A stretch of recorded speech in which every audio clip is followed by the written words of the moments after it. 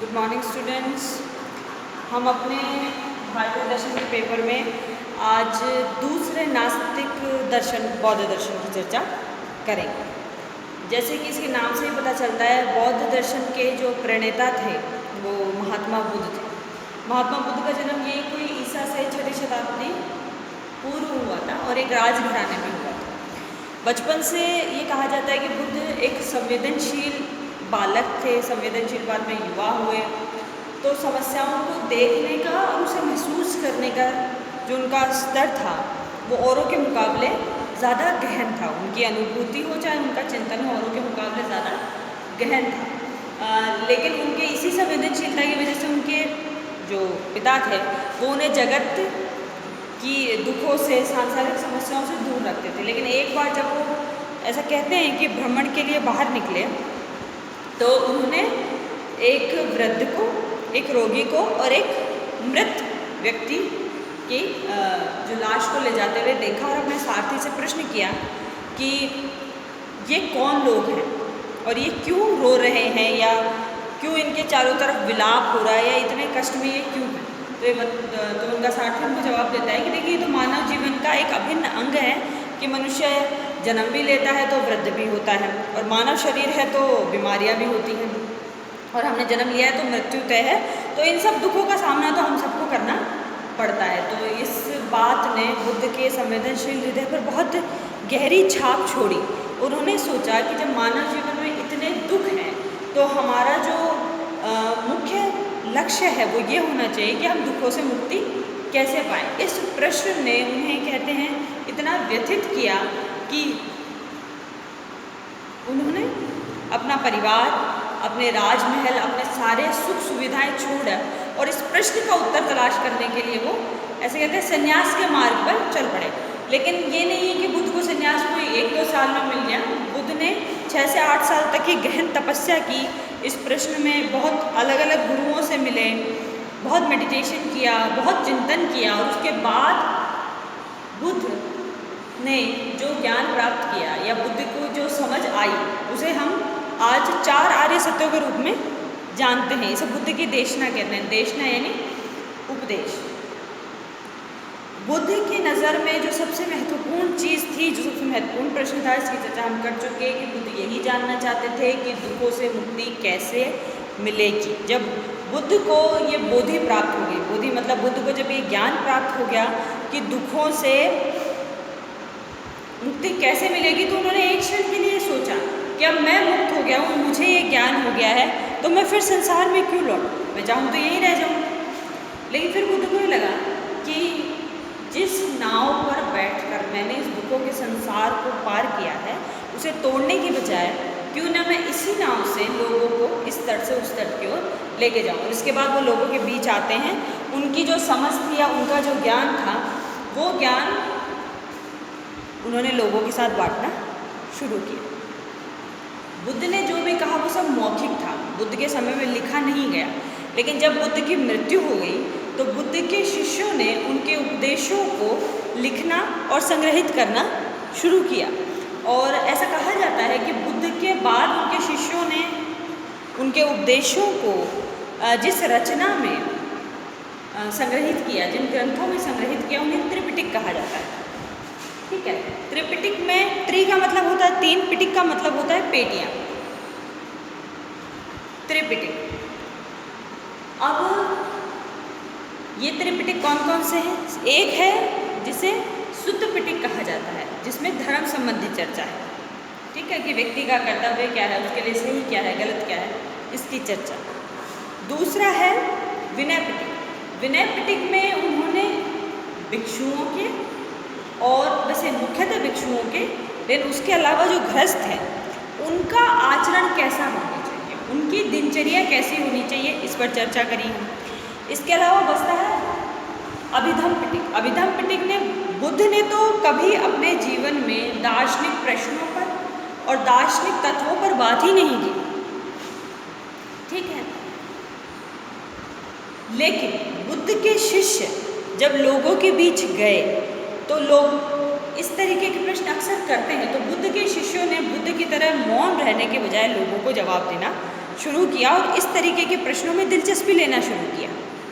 तो जो दार्शनिक और बुद्ध ने जो भी उपदेश दिए थे उन्हीं में से कुछ अर्थ निकालकर या कुछ अनुमान लगाकर उन्होंने दार्शनिक बातों को या दार्शनिक तत्वों को या दार्शनिक विचारों को इकट्ठा किया अभिधम्म पिटक में। अब देखिए, जब बुद्ध बेसिकली अपने समय के एक तरीके से कह सकते हैं सुधारक थे। जब वेदों में कर्मकांड बहुत ज़्यादा बढ़ने लगे और लोग बिना सोचे समझे हिंसा बहुत करने लगे, बलियाँ बहुत देने लगे और धर्म का मर्म लोगों ने समझने की बजाय उसके बाह्य पक्ष पर जोर देना शुरू कर दिया या उसके बाह्य पक्ष के अनुसार अपना जीवन जीना शुरू कर दिया, तब बुद्ध को ये लगा कि मुझे भी लोगों के बीच जाकर अपनी बात कहनी चाहिए। और बुद्ध ने उन सब जो व्यर्थ के कर्मकांड पाखंड थे उन पर बुद्ध ने सवाल खड़े किए। तो बुद्ध अपने समय के एक तरीके से सुधारक कह सकते हैं और उन्होंने लोगों को समझाने की कोशिश करी। लेकिन बुद्ध को क्या हम दार्शनिक कह सकते हैं?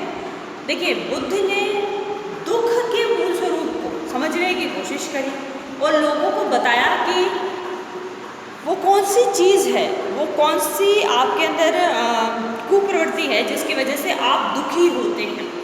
तो एक तरीके से बुद्ध दार्शनिक इस अर्थ में है कि वो दुख से निजात पाने के लिए गहन चिंतन करते हैं। उनके चिंतन में सम्यकता है, मतलब वो चिंतन सही है, वो चिंतन तार्किक है। लेकिन बुद्ध ने तत्वमीमांसीय प्रश्नों पर कोई जवाब नहीं दिया। इसके लिए बुद्ध का ये कहना था कि बुद्ध से जब भी इस तरीके के प्रश्न किए जाते थे इन्हें अव्याकृत प्रश्न कहा जाता है, जिस पर बुद्ध ने कोई जवाब नहीं दिया, बुद्ध मौन रहे। वो प्रश्न कैसे थे कि क्या ये जो जगत है ये किसी समय बना, ये हमेशा से था, शाश्वत मतलब जो था है और रहेगा, या इस विश्व की कोई सीमा है, या ये विश्व असीम है? क्या पुनर्जन्म होता है कि पुनर्जन्म नहीं होता? आत्मा है कि नहीं? ईश्वर है कि नहीं? या ईश्वर को हम जान सकते हैं या नहीं? इस तरीके के जो प्रश्न हैं वो अव्याकृत प्रश्न कहलाते हैं, तत्वमीमांसीय प्रश्न हैं, और बुद्ध इस पर मौन रहते थे। तो बुद्ध के मौन रहने का उनके विरोधियों ने अलग अर्थ लिया, या उनके आलोचकों ने इसका बहुत अलग मतलब निकाला। उनके आलोचक कहते थे कि बुद्ध इन प्रश्नों के उत्तर नहीं जानते थे, लेकिन बुद्ध ने अपने आप को या बुद्ध के उपदेश सुन के लोगों ने बुद्ध को बोधि की संज्ञा दी। तो हम ये बात नहीं कह सकते कि बुद्ध ये प्रश्न नहीं जानते होंगे, ज़रूर जानते होंगे। लेकिन बुद्ध ये अक्सर कहा करते थे कि जो मुख्य लक्ष्य जीवन का होना चाहिए, या जो मेरा उद्देश्य है वो है कि मैंने जैसे दुखों से मुक्ति पा ली है, दुखों के प्रति मेरा नज़रिया बदल गया, ऐसे ही मैं चाहता हूँ कि लोगों का बदले। तो आप दुख से मुक्ति पाने पर जोर दीजिए, बजाय ये कि जगत कैसे बना, कब बना, ईश्वर है कि नहीं, आत्मा है कि नहीं। जैसे बुद्ध इसके लिए कहानी सुनाते थे कि आपके पास अगर कोई ऐसा व्यक्ति आता है जिसे तीर लगा है, तो आप उसका तीर निकाल कर उसका उपचार करेंगे, उसकी सेवा करेंगे। लेकिन अगर आप तीर निकाल के उपचार करने की बजाय ये करने लगे कि तुम्हें तीर किसने मारा, कितनी दूर से मारा, मारने वाला कैसा दिखता था, तो ये मूर्खता होगी। तो इसीलिए बुद्ध कहते थे कि तत्वमीमांसीय प्रश्नों में उलझना ऐसे ही मूर्खता है, हमें कोशिश करनी चाहिए कि हम इससे बचें और जो मुख्य हमारा कंसर्न है, जो हमारा मेन बात है, हम उसी पर फोकस रहें। इसीलिए बुद्ध का पूरा जोर होता था कि मैं अपनी बात को इधर उधर ना जाने दूँ। लेकिन चूँकि लोग और शिष्य की इनमें दिलचस्पी होती थी, लेकिन बुद्ध का जो इनके प्रति रुख था वो हमेशा एक समान था। बुद्ध ने अंतिम समय तक इन प्रश्नों के कोई उत्तर नहीं दिए। हालांकि बुद्ध के मौन का लोगों ने अलग अलग मतलब निकाला, ठीक है।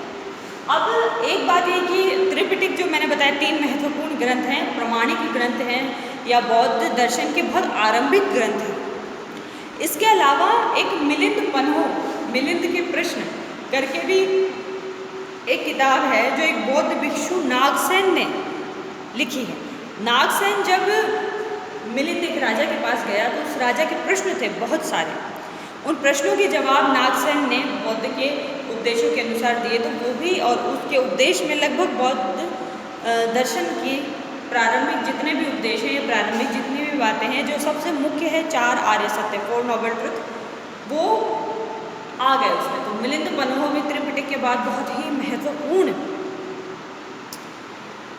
हम कह सकते हैं कि ग्रंथ माना जाता है। अब हम बौद्ध दर्शन शुरू करते हैं। तो बौद्ध दर्शन में सबसे महत्वपूर्ण 4 आर्य सत्य हैं। आज मैं उनके नाम आपको बताती हूँ। नेक्स्ट क्लास में हम कोशिश करेंगे कि इन चारों आर्य सत्यों पर बातचीत करें। जो सबसे पहला आर्य सत्य है कि दुनिया में दुख है, दूसरा है दुख का कारण है, तीसरा दुख निरोध संभव है, मतलब दुख को दूर किया जा सकता है, और चौथा कि दुख निरोध का उपाय क्या है या उस दुख को दूर करने का साधन क्या है। इन चार आर्य सत्यों में बुद्ध का मोक्ष का विचार भी आ जाता है, बुद्ध की जगत संबंधी भी कुछ दृष्टिकोण आ जाते हैं, जिसके आधार पर हम जिस तरीके से विश्व को देखते हैं उन चीज़ों में तब्दीली आती है। तो नेक्स्ट क्लास में हम बुद्ध के चार आर्य सत्यों की चर्चा करेंगे। Thank you.